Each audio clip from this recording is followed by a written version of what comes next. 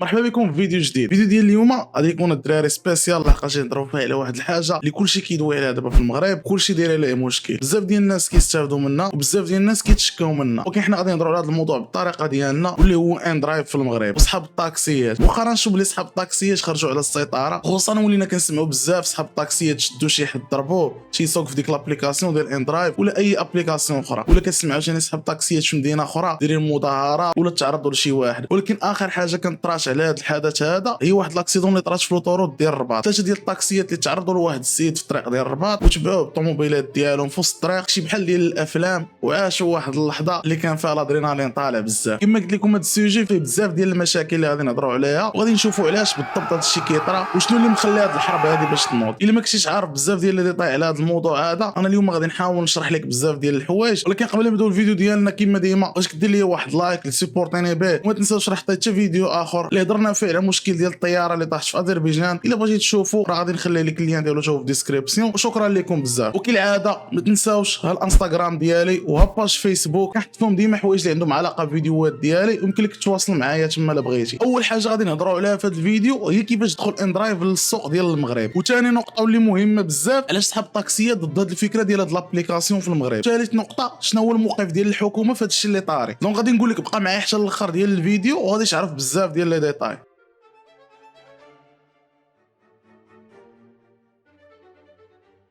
ان درايف هي واحد السميلي وليتي كتسمعها بزاف في المغرب خصوصا في 3 سنين الاخرانيه. هو عنده واحد القصه اللي سبيسيال بزاف، كيفاش بدا في الاول وكيفاش ولا دابا. بزاف ديال الناس دابا كيستعملوه كيسحبهم بلي راه ان درايف ابليكاسيون اللي مغربيه، ولكن غادي نقول لك لا، هي الاصل ديالها من روسيا وبالضبط في سيبيريا، وكانت في الاول بدات في المدينه ديال ياكوتسك 2012. ما عرفتش واش السميه ديالها نطقتها صحيحه ولا لا، المهم هادشي على حساب لي زانفورماسيون اللي شفت. كما قلت لك في الاول كانت البدايه ديالو ساهله بزاف، اللي هي واحد لابليكاسيون اللي كتكوموندي فيها واحد درايفر اللي غادي يجي يديك من واحد البلاصه، وكنا في الاول مستعملينها في ديك المدينه بيناتهم لحقاش كان المصروف ديال الطاكسي يا اما زايد بزاف على واحد الفئه ديال الناس، ولا بعض المرات ما كاينش اللي كيلقى المركوب ولا الطاكسيات في شي اوقات اللي كيكونوا معينين. وهنا جا الدور ديال واحد الجروب ديال لي ديفلوبر اللي غادي يصوبوا هاد لابليكاسيون هادي وغادي تسهل الحياه ديال الناس بزاف. كيكون غادي للخدمه، غادي يقرا، غادي لاي بلاصه ولا شي مناسبه، كيخصك تجيب التليفون ديالك ودير مع واحد درايفر اللي غادي يجي يهزك من واحد النقطه يحطك في واحد النقطه. وكانت هذه هي الفكره في الاول. وباش يواجهوا هذا المشكل هذا في ياكوتسك في الاول، دوك الشباب اللي كانوا كيديروا لين درايف بيناتهم وصحاب الطاكسيات يعني ولاو عارفين الاسمنه ديال لي طراجي بيناتهم، ومع الوقت بدات هذه الفكره هذه كتطور وكتديفلوبا، وصلت للعالم كامل ولات سميتها ان درايف. وهذا النوع ديال لي زابليكاسيون بحال ان درايف نجح في بزاف ديال الدول في العالم، خصوصا الدول اللي فيها مشكل ديال الترونسبور بحال المغرب. ولكن المشكله هنايا هو انه ان درايف من وصلت للمغرب في الاول كانت غاده بواحد الريتم مزيان، ولكن بداو تيبانوا دي تشالنج اللي كبار. واكبر تشالنج اللي لقاتو ان درايف في المغرب هو صحاب الطاكسيات، يعني ولاو كيلقاو معاهم مشكل بزاف وليتي كتسمعهم كما قلنا انهم تيتعرضوا ليهم وتيوقفوهم، بزاف ديال المشاكل اللي غادي نناقشوا وغادي نهضروا عليها. وثاني حاجه هي انهم لقاو مشكل ديال الرخصه القانونيه، يعني دابا صحاب ان درايف ملي كتلقاه صايب الحكومه باقي ما دارتش معاهم واحد الحل بديل ولا شي حل اللي يكون غير مؤقت باش يطفيو هذا الغضب هذا. كما قلنا صحاب الطاكسيات ولاو كيشوفوا باللي ان درايف كدير لهم واحد التهديد كبير على الخدمه ديالهم ولا على السيرفيس ديالهم، وفي نفس الوقت كيعتبروها ماشي قانونيه حيت هما قال لك شي يخلصوا الضرائب والتامين على الطاكسيات ديالهم وبزاف ديال المصاريف. يقولوا بلي دوك اغلبيه ديال الناس اللي كيستعملوا ان درايف هما طوموبيلات ديالهم يخلصوا عليها حتى شي حاجه مزيانه لهم هما، لحقاش كيتزاد لهم واحد المدخول زايد، وفي نفس الوقت راه مون طاكسي هو اللي كيخسر وكياكل العصا في الدومين هذا. واش اللي خلى صحاب الطاكسيات يقولوا بلي هذه المنافسه هذه ما فيهاش واحد العاد، خصوصا مع ان الدعم الحكومي ما واصلهمش كثير. انا ضرب على ديك لاكسيدون اللي طرات في الرباط ومشات فايرال في السوشيال ميديا، بزاف ديال الناس تشكاو من هذا المشكل هذا وكانت الرياكسيون ديالهم ضد هذه الفكره هذه. وتا انا معاها لحقاش ما عندكش الحق ولا انت كواحد الشخص اللي عند الرخصه ديالك وكتسوق مثلا تمشي تعرض لواحد المواطن حيت لحقاش داكشي تعتبر غير مواطن وتوقف وسط الطريق وتتبعوا بديك الطريقه. اول حاجه كتعرض حياتك انت للخطر اللي هي اهم حاجه، وثاني نقطه هي انك كتعرض حياه الناس اللي معك في الطريق حتى هما للخطر، وعاد ثالث نقطه هي كتعرض داك الشخص حياته للخطر.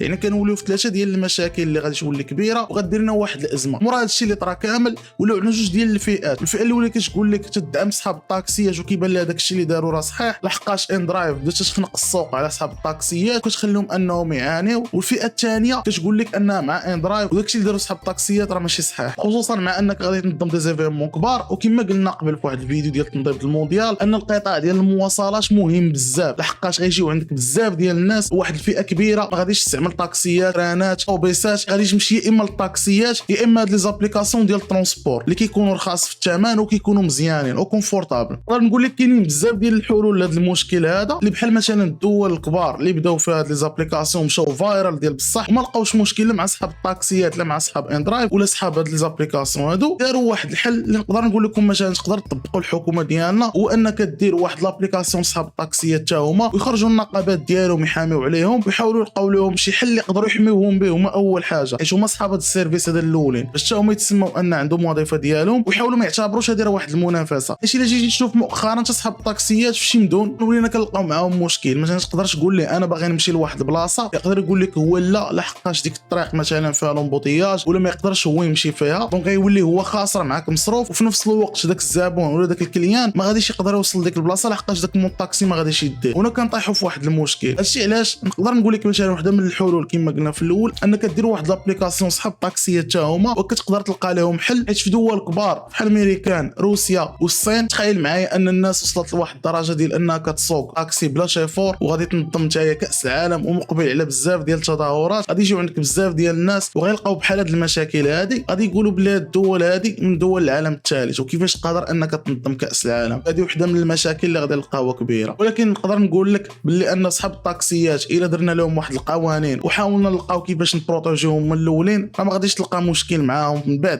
وحاولتي تعطي لهاد لي زابليكاسيون الحقوق ديالها القانونيه راه ما غاديش تلقى حتى شي مشكل من القدام. وكنتمنى ان الحكومه تحاول دير واحد الحل في المستقبل القريب. كما قلت لكم الحكومه المغربيه عارفه بلي هذا النقل غير المنظم. الا رجعتوا معايا غير شويه اللور فحال الخطافه اللي كانوا كيخطفوا البلايص، كنتي كتسمع ديما باللي كيلقاو طاكسيات مشكل مع الخطافه ديال البلايص، وهذا مشكل من قديم. ومن جات دابا ان درايف للمغرب ولي زابليكاسيون الاخرين ديال الترونسبور المشكل زاد كبر كثر، لقيتي شي حاصله مع هادوك وليتي حاصله مع واحد الفئه اخرى عاوتاني جديده. حيت القوانين اللي كاينه دابا حاليا هي قوانين اللي كتركز على النقل المنظم واللي تابع للدوله، الطاكسيات والطوبيسات، ومازال ما كاينش واحد الاطار قانوني لهذا النقل الغير منظم، وباقي ما خرجش واحد الاطار قانوني يكون خاص لهذا النوع من الخدمات هذه. ولكن في الفتره الاخرى الحكومه بدات كتناقش باش تلقى حلول لهذا المشكل هذا، ولقات راسها كاينين جوج ديال الفئات، ان عندهم ضغط من جهه ديال اصحاب الطاكسيات اللي كيطالبوا باش يديروا واحد القوانين ويزيدوا يفرضوا عقوبات على اصحاب هاد التطبيقات هادو، ومن جهه اخرى المواطنين اللي اصلا هما باغيين هاد لابليكاسيون تبقى وكيرتاحوا في الخدمه معاها وكيحاولوا يضغطوا على الحكومه حتى هما باش يلقاو واحد الحلول قانونيه وترخيصات لهاد لي زابليكاسيون هادو حيت كيعاونوهم. اول حاجه هو ان الاثمنه كتكون مزيانه، وثاني حاجه هو انك كتمشي مرتاح وكتوصل في الوقت اللي بغيتي للبلاصه اللي باغي. اول سيناريو نقدروا نمشيو ليه واللي دابا كلشي كيهضر عليه هو ان الحكومه تحاول تفرض الضريبه على هاد لي زابليكاسيون هادو كما داروا في دول اخرى بحال مثلا مصر باش يوليو قانونيين، وهكا غادي تنفع اول حاجه الحكومه يعني ترجع لها بواحد المردوديه مزيانه، وثاني حاجه هي ان غادي تحمي هاد لابليكاسيون هادي وغادي تولي قانونيه، حتى المواطن غادي يولي يقدر يستعملها وهو مرتاح اول حاجه على حياته باش ما يبداش يتعرض لهاد المشاكل هادي ديال صحاب الطاكسيات. وفي نفس الوقت كتفرض على هذوك الدرايفرز باش يكونوا مرخصين الليسونس ديالهم عند الدوله ويكونوا قانونيين. ولكن السؤال الكبير هو واش الحكومه قادره انها تلقى واحد التوازن بين صحاب الطاكسيات وتنظم ان درايف. هاد الازمه هذه اللي كاينه دابا بين صحاب ان درايف والطاكسيات هي مثال كبير على ان كيفاش التكنولوجيا كتقدر تافكتي دوك القطاعات اللي هما تقليديه. ولكن الحل هنايا